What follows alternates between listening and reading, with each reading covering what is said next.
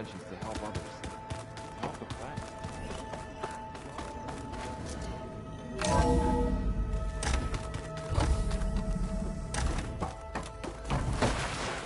Welcome back. Hey, Gaia. Me again. Welcome back, Aloy. Where shall we resume?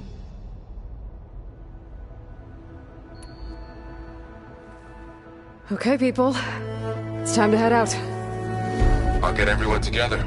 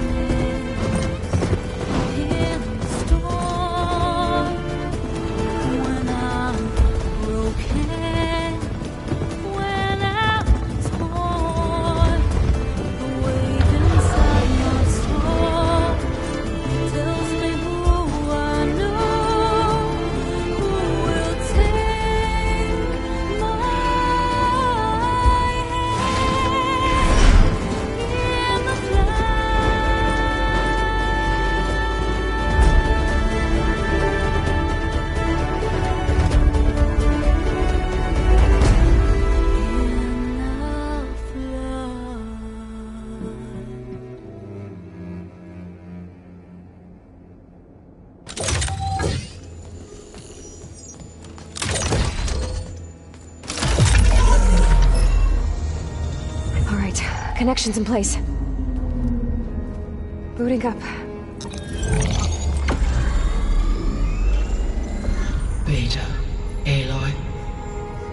I am fully installed on this core and ready to connect to the Cauldron network. It's good to hear your voice.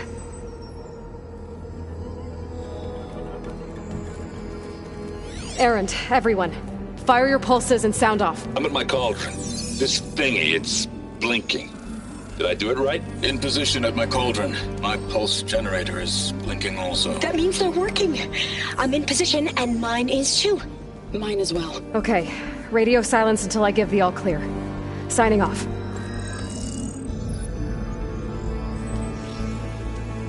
Gaia, let's cage the beast. Connecting to the Cauldron network now.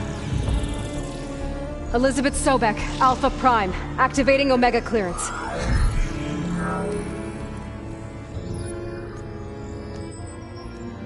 Elizabeth Sobek, Alpha Prime, activating Omega clearance. Clearance confirmed. Initiating containment sequence. Critical threat detected. Escape containment. Applying Lock it down! Terminating external connections. It's working. It's got nowhere to go. Capture imminent. Initiating contingency 13F. Wait, what's that? Malware detected. Attempting to compensate.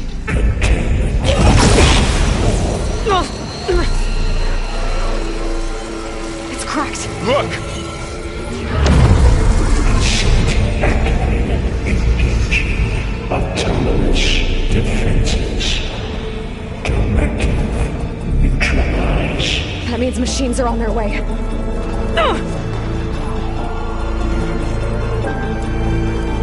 Get ready! Here they come! Vor'll stay here.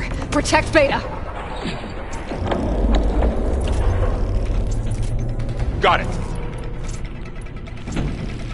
Be careful! Can't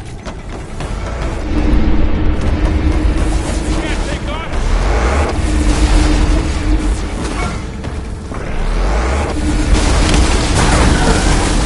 Wow! That acid eating through it!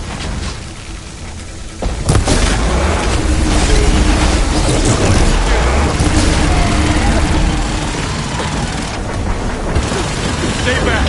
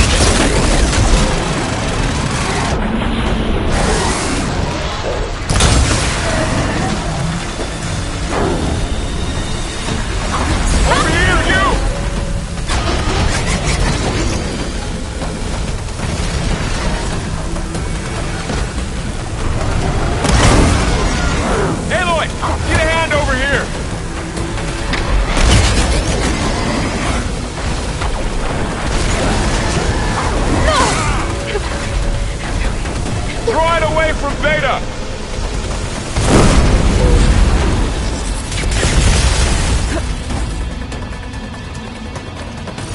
You're going down! Stay back! It's really angry!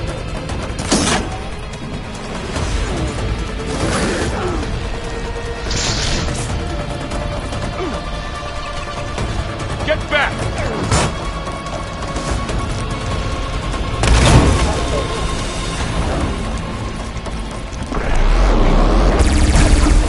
Over here, you!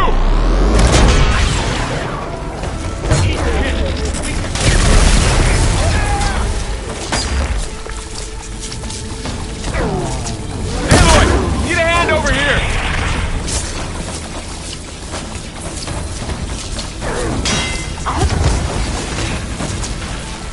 Ammo for you! Draw it away from Beta! That's all of them for now. You two okay? Back, still breathing. Aloy, Hephaestus can't escape, but it must have fled. Deeper into the facility. I'll drive it back here. I'll get the cracked core fixed in the meantime. Keep her safe, Varl. All my life.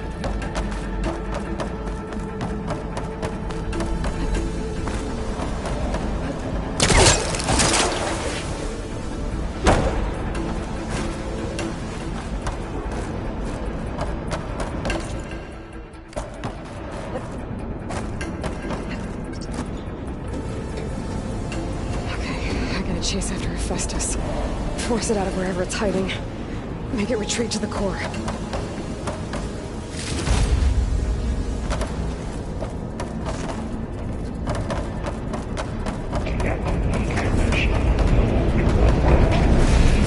No, you don't, Hephaestus! I'll find another way over.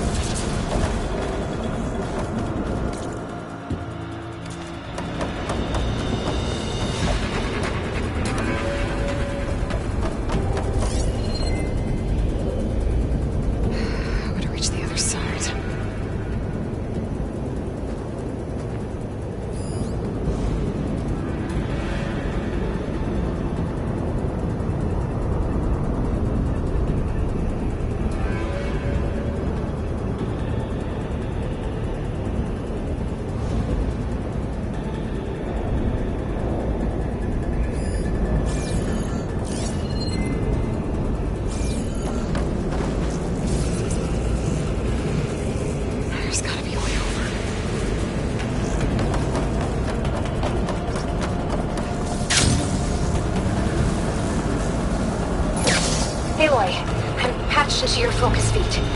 You should know there's a huge power draw coming from the next chamber. Thanks for the heads up. I'm almost there.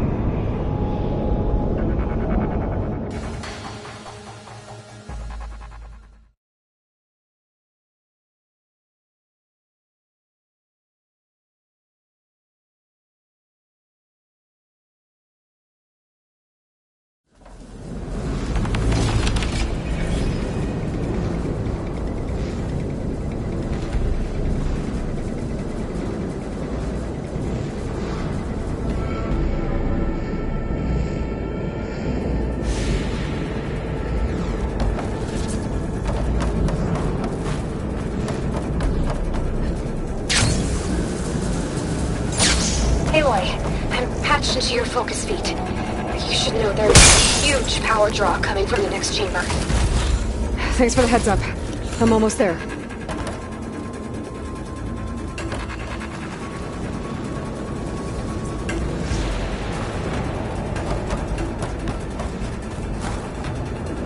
It's some kind of production chamber. Festus is up to something, all right? What kind of machine is it trying to build? I don't know, but I'm gonna shut it down. I bet those metal carriers will lead me to where it's getting materials from. I bet that's where Festus is hiding too.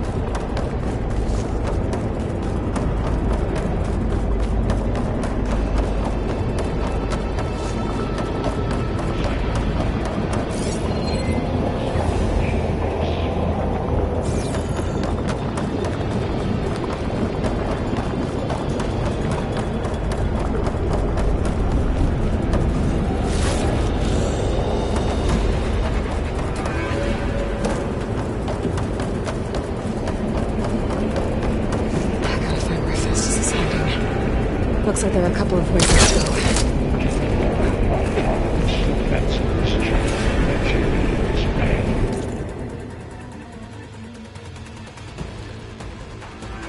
Well, that doesn't sound good. Should be able to catch a ride on one of those metal carriers. Aloy, I've managed to rewire most of the components in the core, but the energy processor's cracked. Without a way to fabricate another, there's no way I can fix it. Okay, let me think. What if you bypass the processor? Connect it to... I think that could work. I think it could.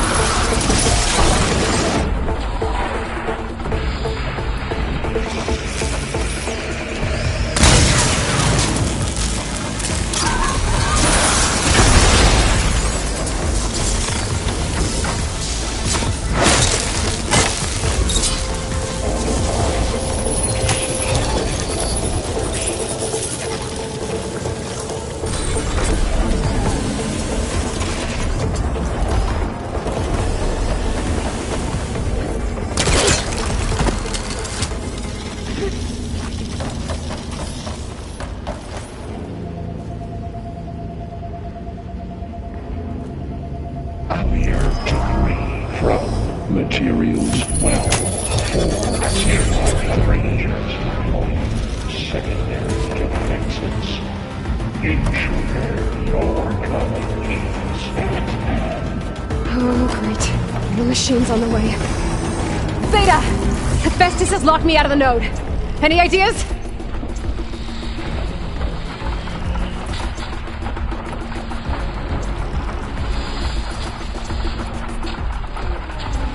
I'll see what I can do. Activate emergency purge of pipeline Gemini.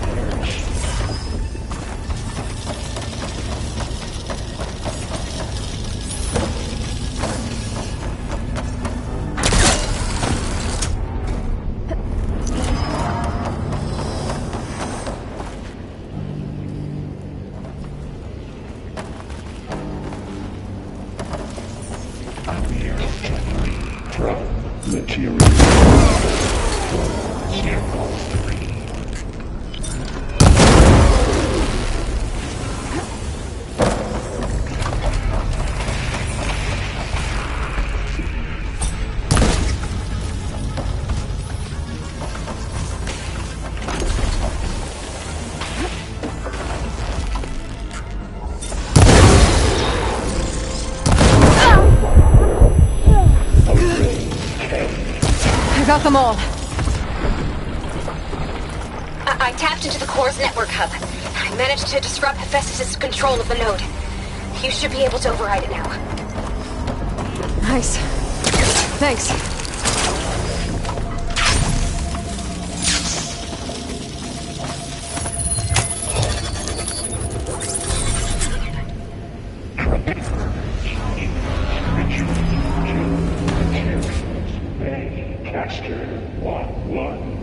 It sounds like it fled to another chamber.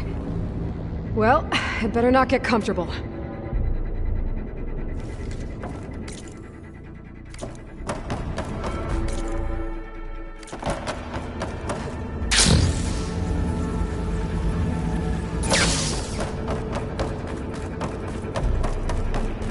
Energy containment failed. Safes overrun.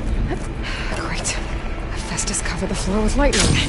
I gotta find a way over it. Aloy! More machines keep coming! Please tell me you're getting close! I'm working on it. I've been smashing through a lot of machines on my side, too. I guess Aaron's missing out! Aloy, I'm making progress on the bypass, but I need something to hold the cycling module together. Maybe a ligament from one of the machine carcasses? Right? Or some luminous braiding. And you could reinforce it with a conversion cylinder. For increased connectivity! I think... I think we can do this, Aloy.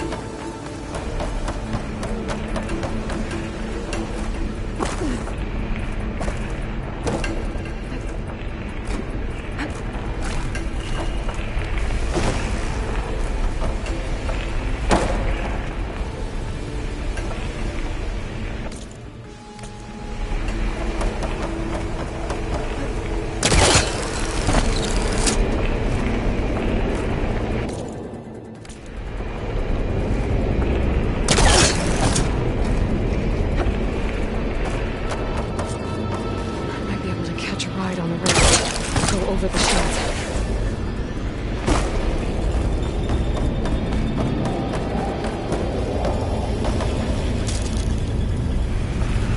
Alright. To drive Hephaestus out of here. There should be another node to override. Got it.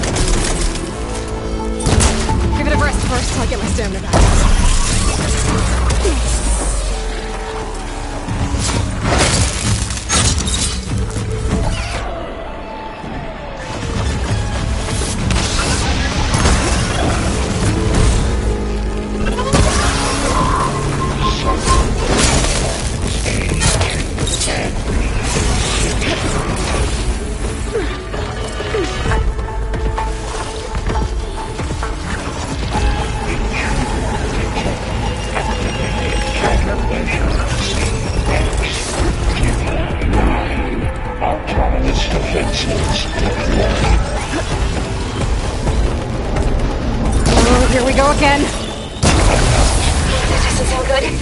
I'll try to get your access back.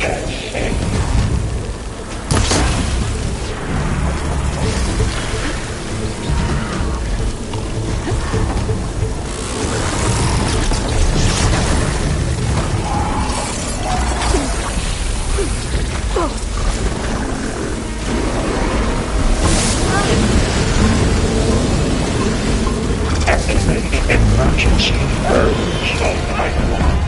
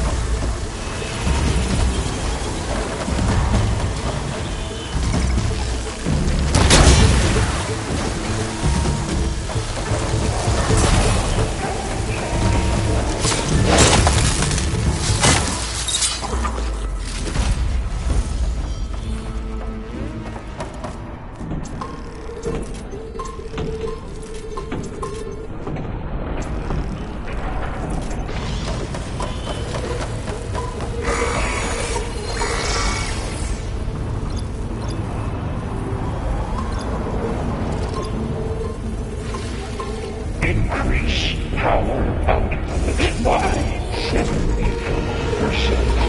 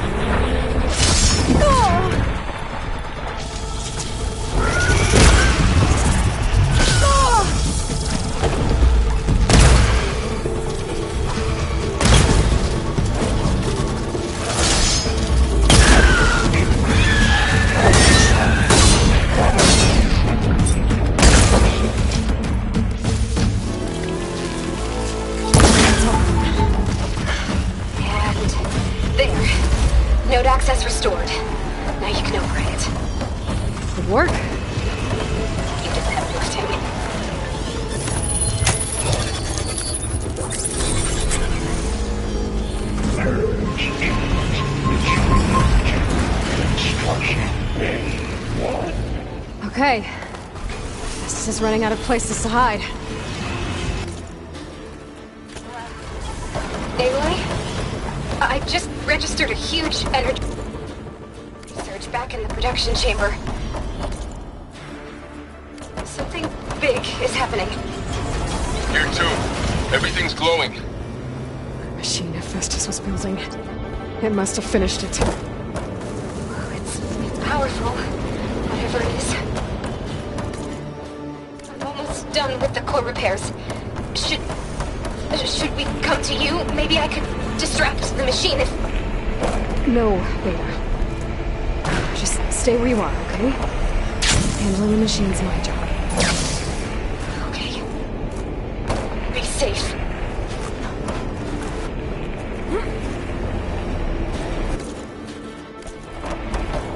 Intruder targeted. Overcome. Capture. Repair. Cauldron Tower.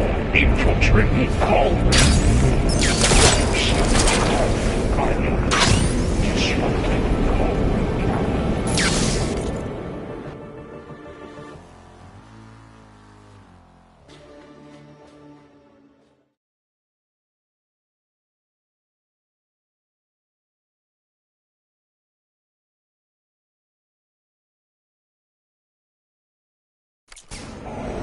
Your interference will be terminated.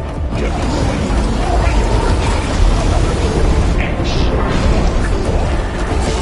I should scan it first. This thing's on its legs and glowing. I think it's charging up.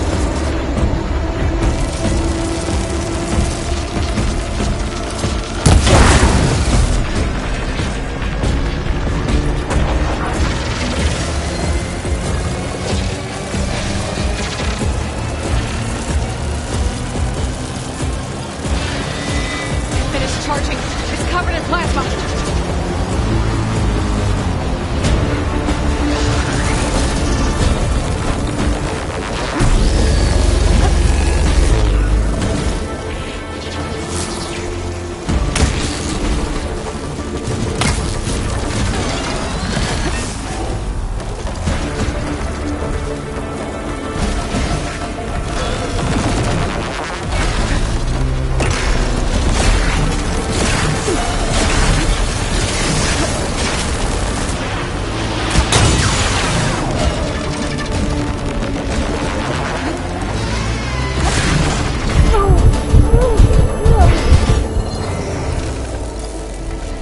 I could take out its tail, stop some of its attacks.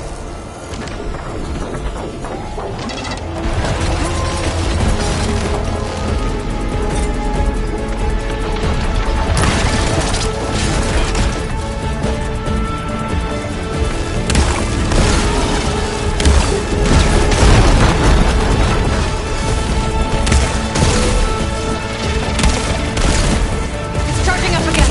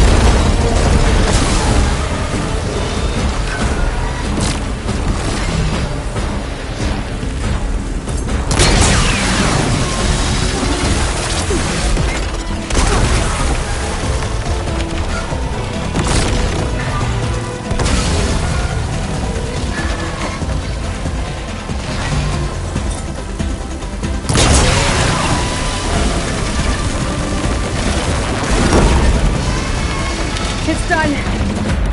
You did it! There should be one more note to override.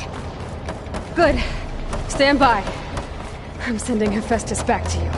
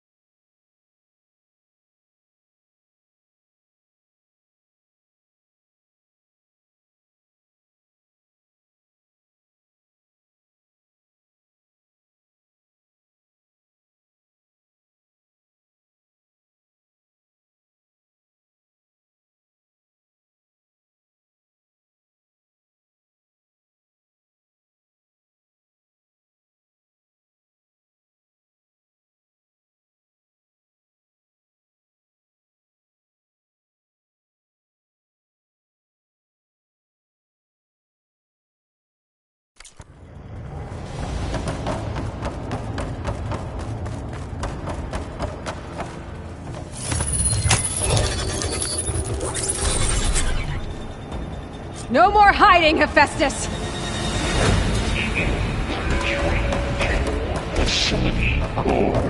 Got it! Hephaestus is back in the core! Make sure it stays there. Heading back. Then we can start the merge. Because of you, Beta. I'm glad you came along. And you, Laurel. We couldn't have done any of this without you. Right back at you, Aloy.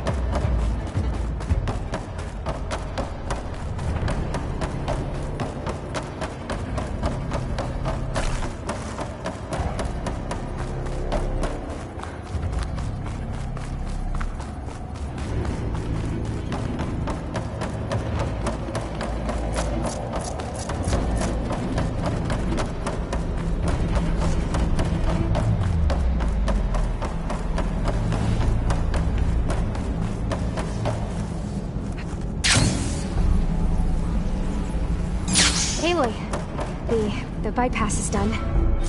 The core is stable. Hephaestus is 100% contained.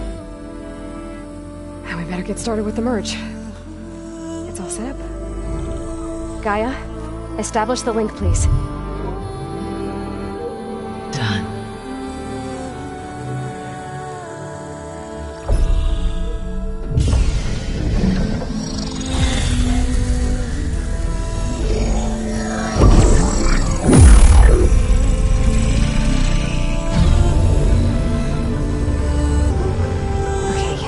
To complete the merge, we need to excise Hephaestus' malicious code. Carefully.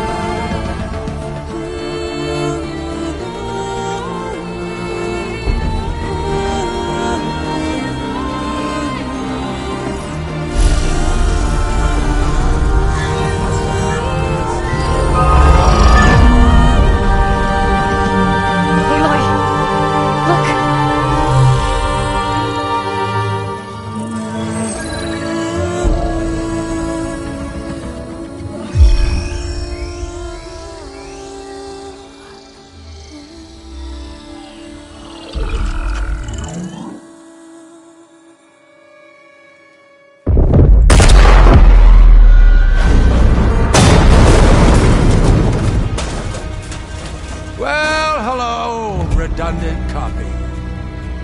You cost us quite a lot of time.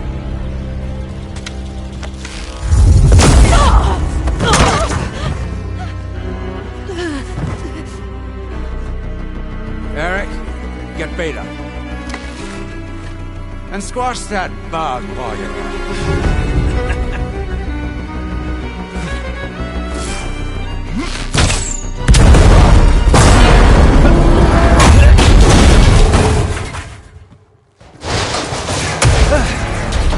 Ooh! Get behind me.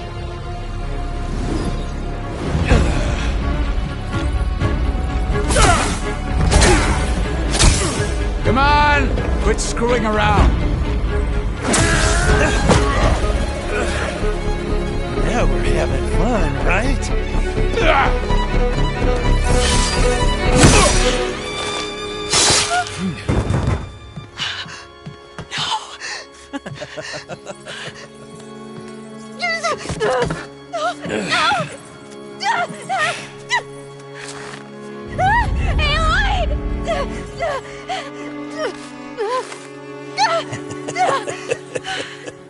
Finally.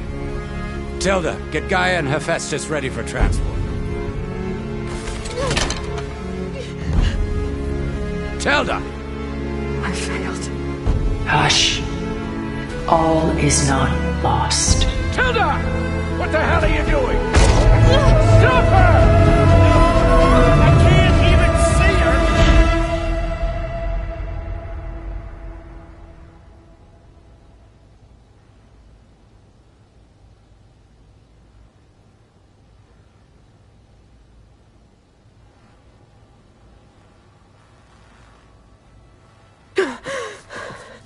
Beta.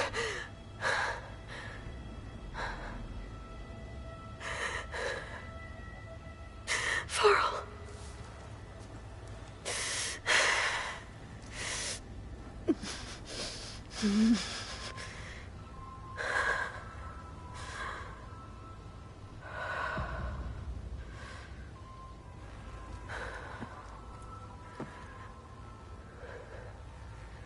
Where am I? Ah, you're awake. You took quite a hit when Gerard attacked you. I imagine you must still be in a great deal of pain. I can assure you that we are safe. The others can't detect us here. You mean the other Zeniths? You must be Tilda. I wasn't sure if Beta would have told you about me. Where is she? Alive. And while she isn't where she wants to be, not in urgent danger. We must discuss how to get her back, of course, after you've shaken off the cobwebs. When you're ready, take the stairs down the hall and come see me. In the meantime, I'll make breakfast. Breakfast. Okay.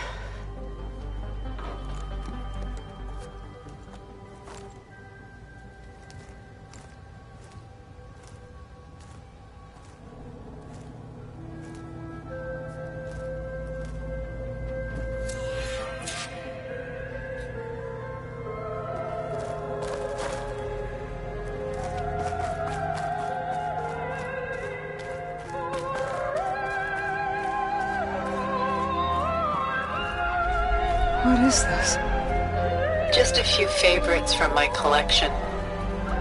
Rescued and stored here just before I went off-world. Take a look, if you like. I'm curious to hear your impressions. My friend is dead. Beta and Gaia are gone, and you want me to look at old paintings? Don't be so quick to dismiss the comfort we can find in art, or the insight we might gain.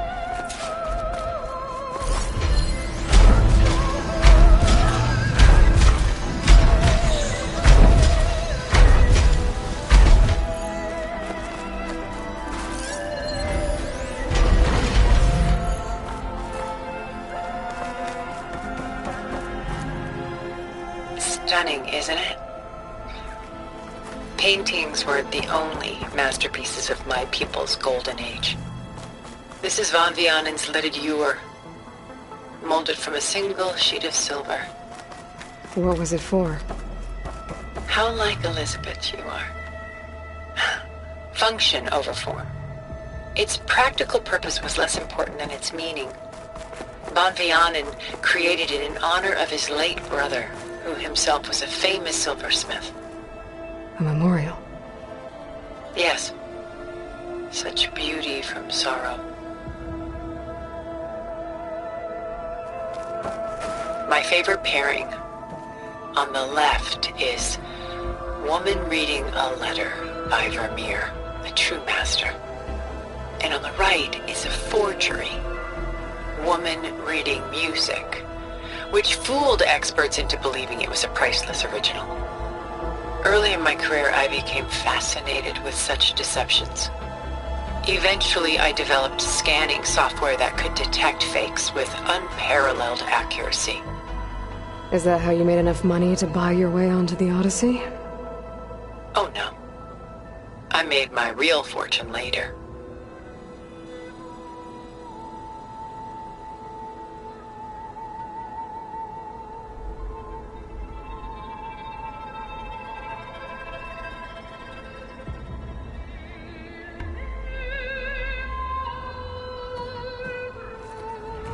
Why do you keep the forgery? I've always enjoyed studying the two side by side. Both painters capture light, color, and perspective. But what makes one a masterpiece and the other simply an imitation? The forgery looks... sharper? Good eye. The details are crisp. The contrast bold. It tells us more, and yet we feel less. What's in the letter? Who can say? What does the painting tell you? She's... concerned. Whatever's written in the letter troubles her.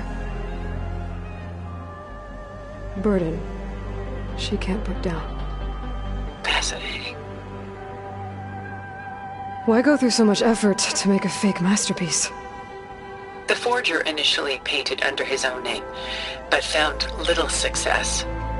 His work was considered unremarkable. But when he took on the guise of Vermeer, suddenly it was celebrated as extraordinary. But it was a lie. And he knew it. Sometimes we struggle to glean what is real and imagined, even within ourselves.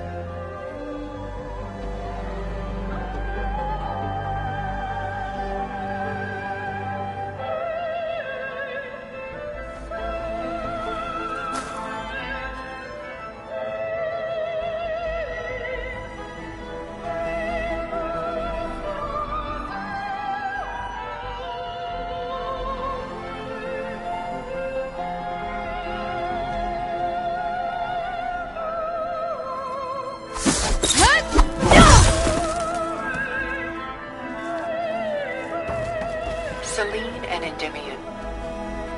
She's the goddess of the moon, whereas he's a simple shepherd. Beside her is the god of love, Cupid. So she's... sneaking up on him? More like visiting him in secret.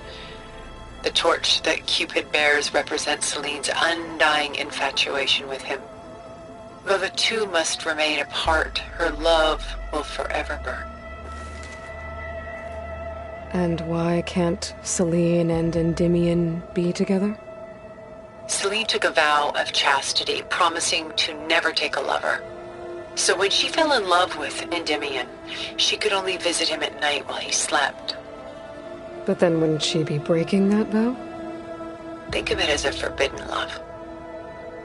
Though circumstance keeps them apart, still they find a way to come together, however briefly. Aren't Selene and Endymion cold? Perhaps we should move on to another piece. Shall we move on?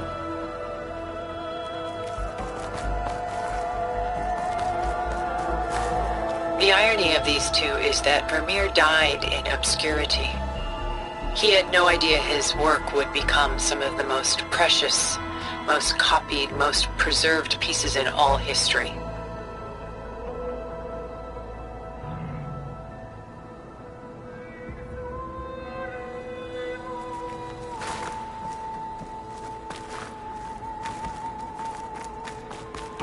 This is Rembrandt painting Jeremiah, a man in mourning. Mourning what? His home. The ancient city of Jerusalem. He foresaw its impending doom, but could do nothing to prevent it. So instead, he saved its treasures from destruction, just as I saved these works. You could say we're kindred spirits. About Jeremiah.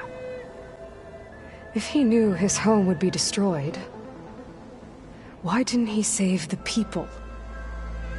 Why save those relics? He tried, but no one would listen to his warning, so he saved what he could.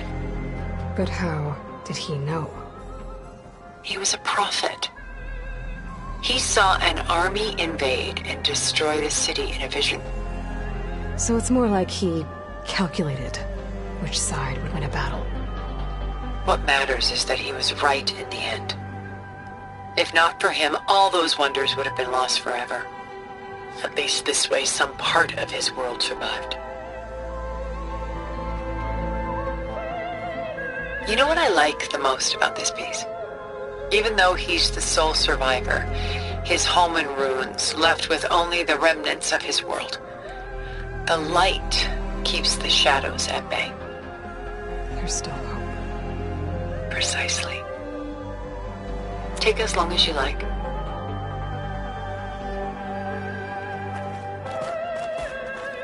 A portrait of the painter, Rembrandt's son Titus, depicted in the habit of a monk. I don't get it. Why would someone like you, with infinite resources, care about this painting of a boy in a hood? It's not the image itself, but the feeling it conveys. The face is bright and defined, but his eyes are downcast, heavy with misfortune. And the background seems to swallow all light. The painting is infused with a sense of loss. I guess I understand how the painter feels. Works of art such as these can often cause us to look inwards at our own lives. I'm sorry about your friend. Had I been able to intervene, I would have. But the risk of losing you as well was too great. Everything went by in a blur. I couldn't get to him. You know, long before holograms and focus recordings, people relied on art to memorialize their loved ones. Because of works like this painting, their lives are immortalized. Rembrandt had 4 children by his wife. All but Titus died shortly after she gave birth to them. She passed not long after that. Titus became the only family Rembrandt had. Which is why he painted him this way. Indeed. Then tragedy struck again. Disease claimed Titus at 26. It's almost as if Rembrandt painted the future, closing in on him. Rembrandt actually painted several portraits of Titus, but this one has always been my favorite. It's honest. What do you mean? In others, Titus was portrayed in brighter, livelier states, but here, Rembrandt allows himself to express his true feelings. Sorrow, fear, hope, love. Laid bare on canvas for all time. I see this one resonates deeply with you.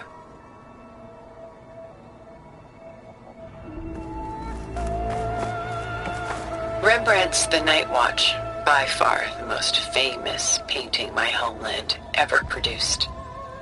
It was commissioned to honor a militia made up of influential citizens. I guess you must have been an influential citizen. In my day. But not as influential as you've been in this new world.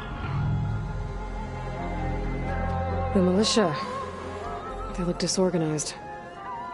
Where others painted such scenes in a stiff and stationary manner, Rembrandt chose to show them in action, preparing to march. He wanted them to feel alive. You can almost hear the commotion.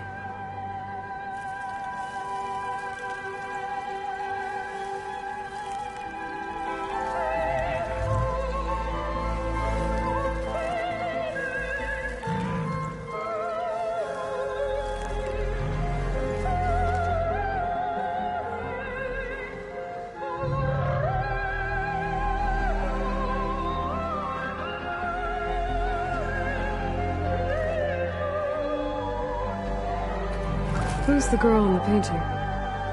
She's a strange one, isn't she? Bathed in light, though no one is paying attention to her. Many believe she's a symbol of the militia. A physical manifestation of their spirit, if you will. She's not real? What's real in a painting? She's meant to represent the militia's virtue and victory. But I like to think they underestimate her. She looks as if she's seen something. What does she know? What secrets does she keep? There's so much detail to take in, isn't there?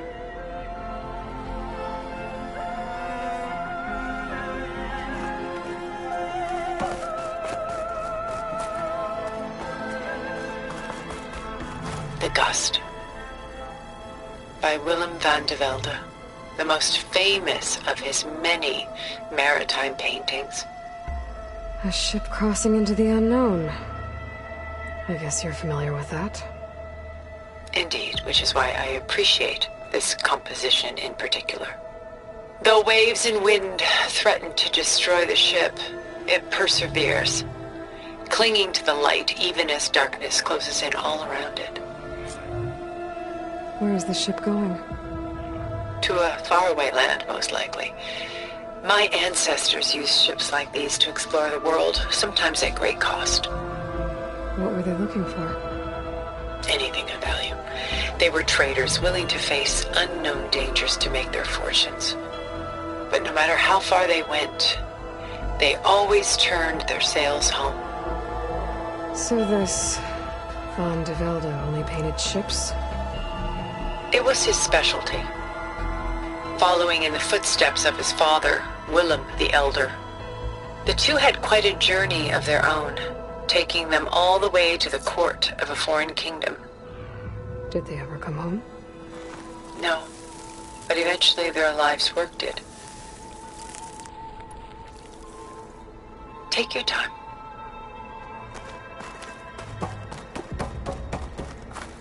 If this ewer was a memorial, how did you end up with it? As the Pharaoh's swarm closed in, my homeland's greatest museum gave it to me, along with many other works, in the hope that I could preserve them. A masterpiece like this was too important to lose to history. I even considered bringing it with me off-world to ensure its safety. Why didn't you? I took a calculated risk. This vault seemed more secure than the unknowns of space. Besides, I thought someday I might return. A long life, after all, has its advantages. Now, lo and behold, here I am. Exquisite, isn't it?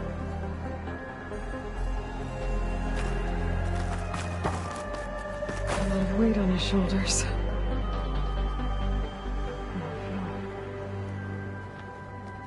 I should move on.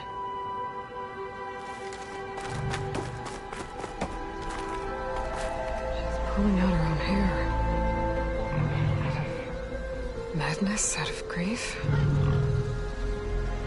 It's hard to watch her suffer. I should move on.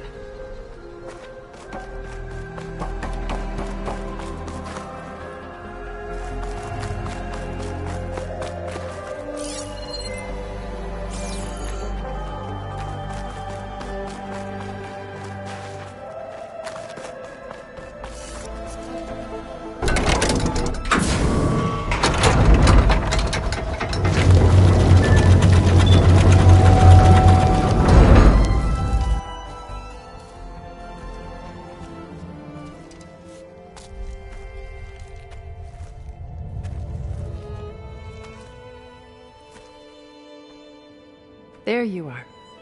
Feeling better? How did you find us? At the cauldron? And what did you do to everyone right before I passed out? All business, I see. Well, suffice it to say we were keeping a very close eye on Hephaestus, knowing we would need it at some point. Your ruse didn't fool us, and as for my little trick, it was an overload of the senses, accompanied by an energy discharge. Gerard and Eric were only momentarily disoriented due to their shields, but it rendered you unconscious while I got you out. Perhaps some breakfast might steady you a bit?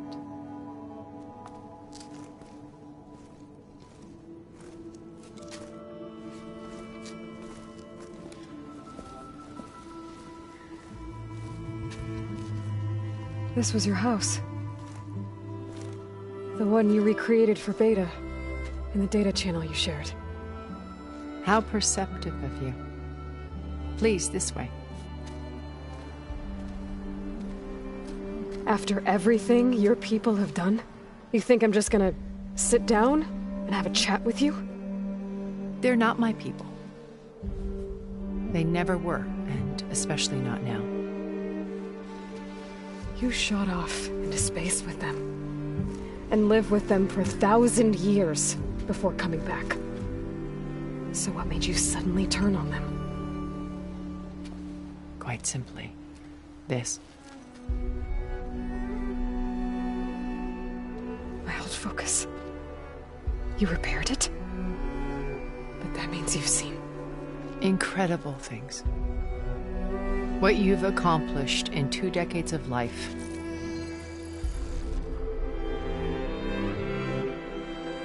A 1,000 years at my back and I haven't even come close.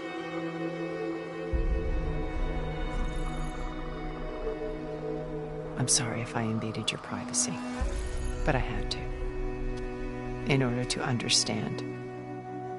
To be enlightened. You truly are Elizabeth's blood. With her drive, her sense of mission, her integrity. Watching all this shamed me for the company that I've kept. Having seen it, all I want is to help you. Even if it means stopping your friends? Especially so. Please, sit down.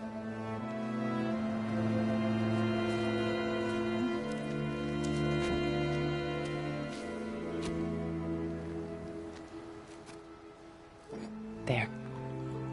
That's better. Now, we must recover Beta and Gaia at all costs. By now, you must know that Gerard intends to use Gaia to reboot the Earth's biosphere. Remaking this world to specifications that would only suit us immortals. This process will kill every living thing on the planet. He calls it a clean install. Not if I stop him first. Not if we do.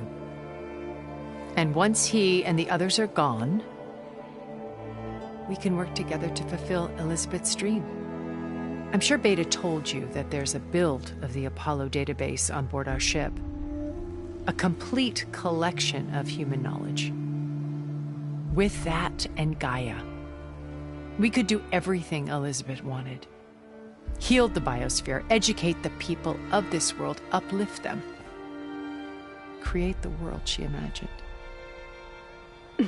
Let's not get ahead of ourselves.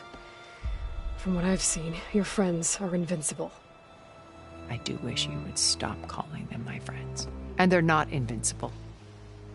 In fact, a friend of yours has found a way to defeat them. Silence. Oh, he's been a busy bee, building an army powerful enough to crash through Gerard's precious base. Regala and her rebels. Even now, she's preparing a final march on the Tenakth capital. When she wins, she'll have the entire tribe under her control. Hundreds of warriors and machines to throw at the base. She's been duped. They'll all perish, of course. But it should be enough to break Gerard's defenses and allow Silence to kill him. Along with all the others. Using the new weapon he's developed. Yes, he's found a way to circumvent our shields. Truly an exceptional man. He's planned for everything. Except you and me. You see, while his army is battering down Gerard's doors, you and I will sneak in through a back way. One that only I know about. While Silence and my friends are busy battling each other, we'll take back Beta and Gaia. told you I want to help you. I mean it.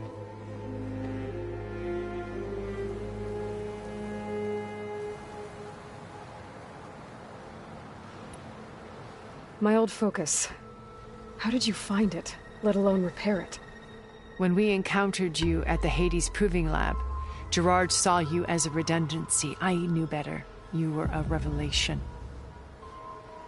After your dramatic escape, bravo, by the way. Gerard and Eric assumed you were dead and gave up the hunt. I wasn't so sure. When the others were busy, I returned to the lab and searched for any trace of you. That's when I found this little treasure. Not easy to repair, but certainly worth the effort. As I watched your life unfold, you were like a splash of color on a worn canvas. What Liz was, and more. Did you show it to the others? Of course not. It was your actions that inspired me to defy them. It's worth noting that if I hadn't found it and watched its contents, I wouldn't have known to save you at the cauldron. You'd be dead. So I should be grateful? If you like.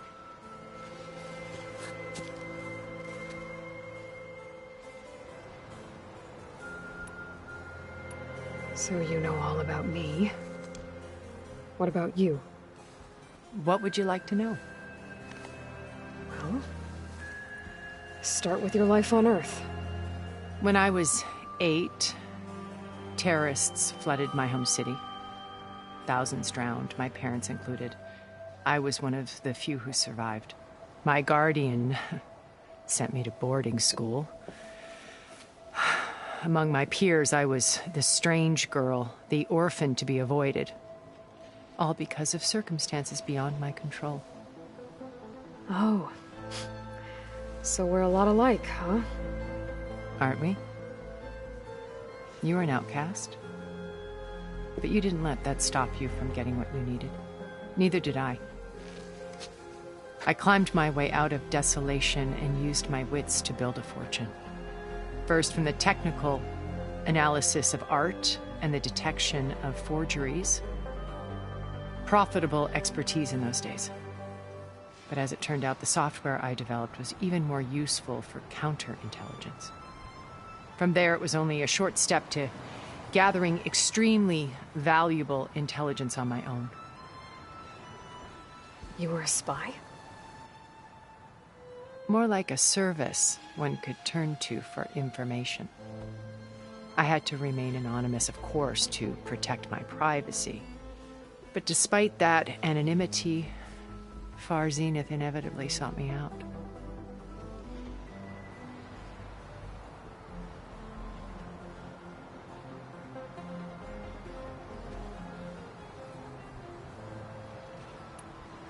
What happened when Far Zenith approached you? They painted an irresistible vision of humanity's future. One where we need not fear illness or death, where we explored the furthest reaches of the stars and thrived. It was only later that I realized that they only intended to bequeath this future to the rich and powerful. By the time I finally figured it out, the walls were closing in, Pharaoh's machines were devouring the Earth. So I accepted Far Zenith's invitation to a berth on the Odyssey. I wanted Liz to come, but she had nobler plans, as you well know.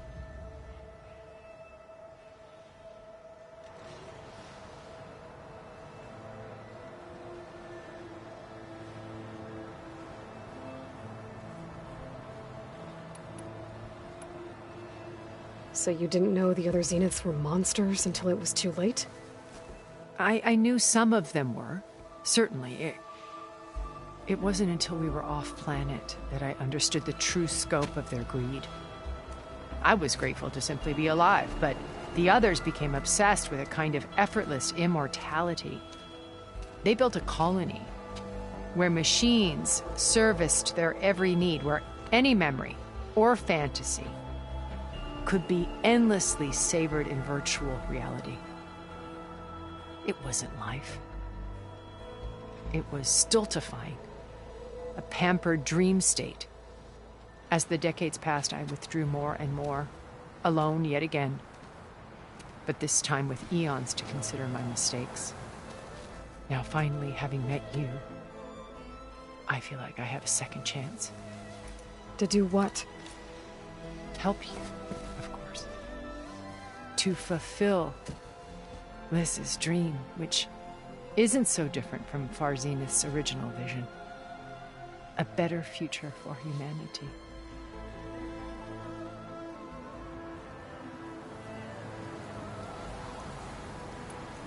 You said Beta is not in urgent danger, so what are the Zeniths doing to her? Putting her to work. Merging Hephaestus with Gaia. A difficult, time-consuming task, as I'm sure you know. They will compel her if need be. But her life is not in danger. She's the only one who can do it. Because you people made her to be nothing but a tool. Gerard's idea, not mine. They always viewed me with suspicion when I attempted any form of kindness towards her. That's why I created the data channel. A virtual place where we could speak in peace. So this channel you shared with Beta, none of the other Zeniths ever found out about it. Gerard believes he's the most cunning of all of us. Even after 1,000 years, he still can't imagine that I would outwit him. The channel allowed me to interact with Beta away from their mistrustful eyes. It offered us a chance to be ourselves. Until you cut off all contact. Yes. Though it pained me. I was worried that our meetings would do her more harm than good. Well, she felt like you tossed her aside. I was afraid the others would find out and punish her. She may not have had the comforts of friendship anymore, but at least I ensured she was safe. I know it seems harsh, but you must believe that her well-being has always been paramount to me. Why did you make the data channel look like this place? I built this house as a shelter to weather any storm. A safe place. Not just for me, but for the art stored below. Cultural artifacts of incalculable value. Truly some of the greatest achievements of human civilization. And you wanted Beta to see them? Yes. Her upbringing was so cold and technical. I thought if she could experience Vermeer and Rembrandt, it would bring something else into her life. A heritage every bit as valuable as the scientific and technical data being drummed into her. I'm sorry I had to cut off contact, but I'll never regret sharing this house with her. She needed its shelter even more than I did.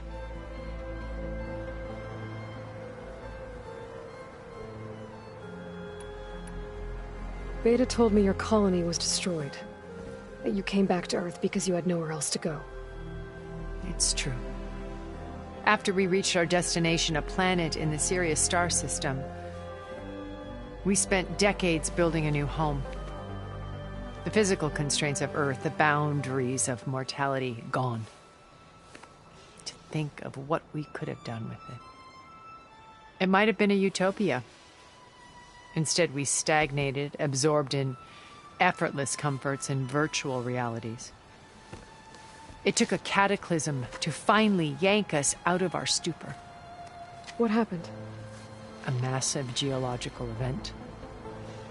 We knew of instabilities in the planet core, but we underestimated them. By the time the collapse was upon us, it was too late to stop it. Only a few of us made it to the ship in time. We set course for Earth, the only safe harbor left to us. Which you decided to make unsafe for anyone else. Not me. Gerard. He believes it's better to wipe the canvas clean than work around the smudges. No more primitive tribes, no more combat machines, only a blank slate to do with as he pleases. But we will stop him. All we have to do is get into that base. What exactly is your plan to sneak into the Zenith base? We will make use of a lesson I learned from an early age. Always know your exits. In this case, a place where Gerard's new construction meets the ancient foundation, a passage that only I can access. When Silence flings his army at the base, we will enter through this back door, bypassing most of the fighting. The distraction will provide us with a window in which to rescue Beta and Gaia. Once we're inside the base, where will we find Beta and Gaia? Here in the command center. By then, Gaia will have been reunited with all of its subordinate functions, including Hephaestus. What about the alpha build of Apollo on your ship? A simple matter of recovery once the others have been dealt with. With that in hand, we'll have everything we need to make this world as it should be. How do you know about Silence's plan? He isn't the only one adept at spyware. You hacked his focus? No, he's too careful for that. But his subordinates? Not so much. He gave additional focuses to the tribals he branded the Sons of Prometheus. The ones working with Regala. By tapping their focuses, I learned about most of his dealings. The distribution of override technology, the arming of Tanakh rebels, and the secret pact with Regala to attack Gerard's base. But how did he come up with a weapon that can take down your shields? That's the one thing I haven't been able to figure out, but however he did it, I'm quite certain it will work. With it and the Tanakh army, victory seems to be within his grasp. Such a shame he'll be disappointed. Regala's only interested in killing Hekarro and waging war on the Karja. What does she have to gain by attacking Zeniths? It's the price she must pay for her war. Without the ability to override machines, her little rebellion would have languished in the desert. So she trades with the Sons of Prometheus. Machines to help her overthrow Hekarro. In exchange for an assault on the base. Pride has deluded her into thinking she can actually survive such a battle. And all without ever knowing who the Sons of Prometheus really answer to. Yet for all of Silence's brilliance, still he underestimates you. That blind spot is what will allow us to take Beta and Gaia right out from under him. While hundreds of Tanakh are cut down outside.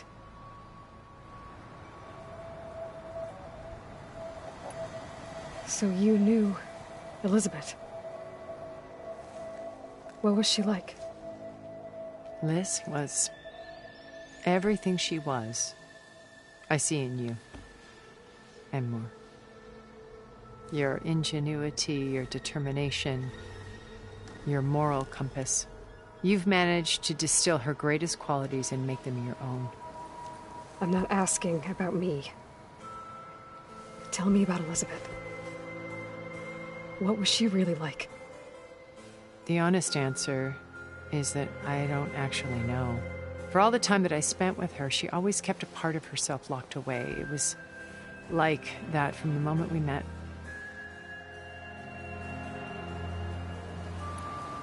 So when you met Elizabeth, she was what?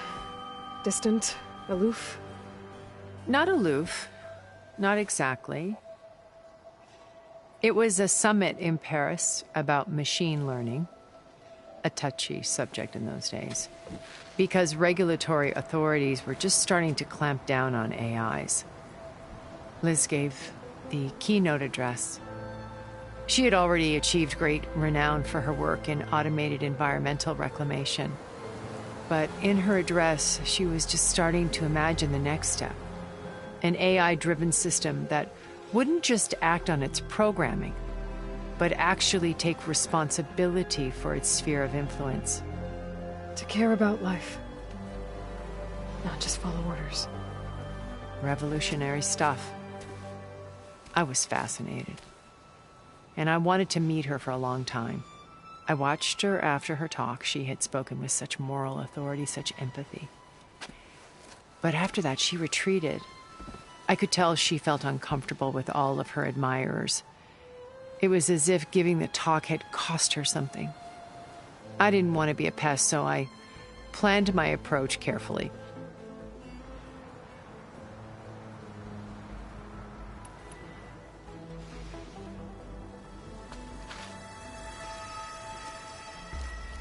First Varl. Now Hikaru and the Tenakth. Your plan would wipe out an entire tribe. There has to be another way. We are in an admittedly desperate situation, but I assure you there isn't. Remember Zero Dawn. Elizabeth's sacrifice. Sometimes many have to die for a new world to grow. If it looks impossible, look deeper. Wait. The data channel. It still exists, doesn't it? I need you to open it. Let me talk to Beta. Impossible. We might be detected. It's worth the risk. There is another way, one where the Tenakth survive. But we won't. If the others... If you want to help, open it.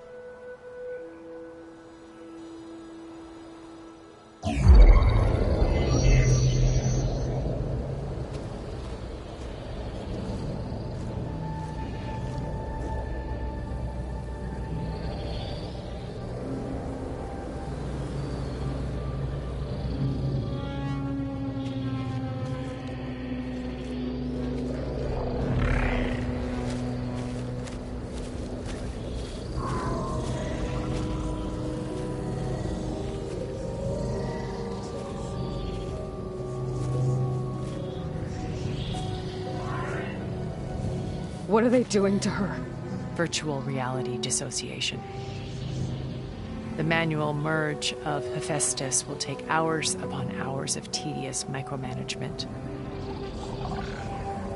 If she resists the work, they run simulations to induce feelings of isolation and despair. Beta, can you hear me? You're alive. They're watching me. I can't hold up this extra projection for long. You should have killed me. No. No, look at me. I'm coming for you. I promise. Okay? I just need you to hold out a little while longer and work on the merge.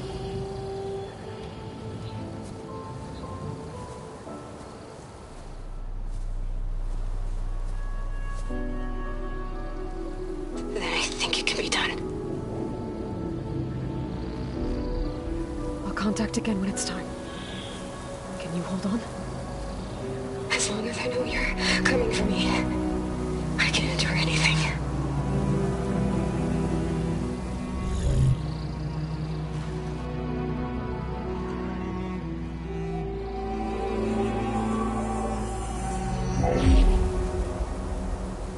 All right. I did as you asked. Now I think you need to tell me what you're planning. I'm going to take Sylens' army away. I don't need it. Only the weapon he made to penetrate your shields. And how do you propose to get it? Ask him nicely? With Arugala and her rebels, he won't have a choice. We'll be his only option. Only option for what? What did you tell her? That is between me and my sister. Will be Sylens' only option for crashing that base. I'll tell you the rest later.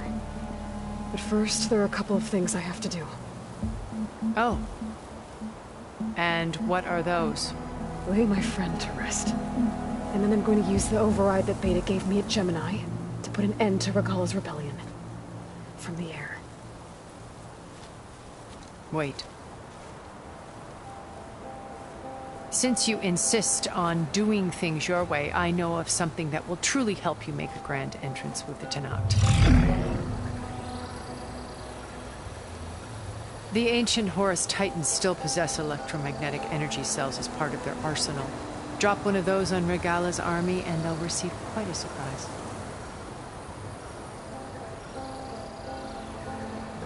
So go, do what you must. I'll come to your base if you manage to bring Sylens to the table. Not if. When.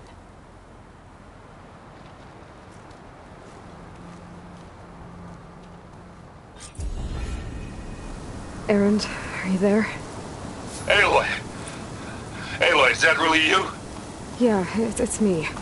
Where's everyone else? We're all... We're back at base. What happened? It might be easier to explain in person. I'll try to join you there when I can. Okay. We'll wait here for you. It's good...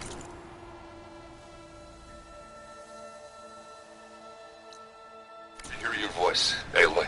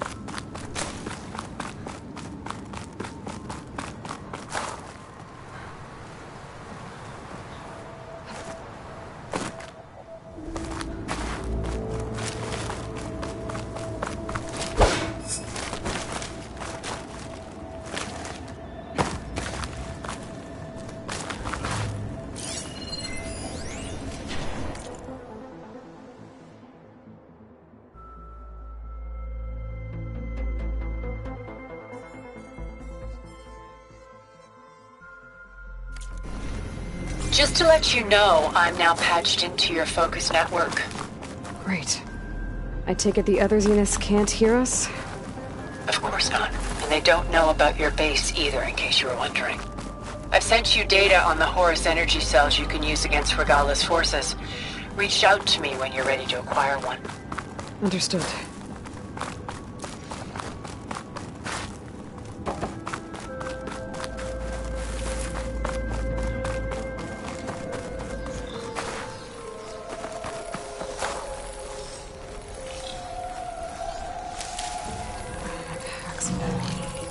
I can get it from my stash later.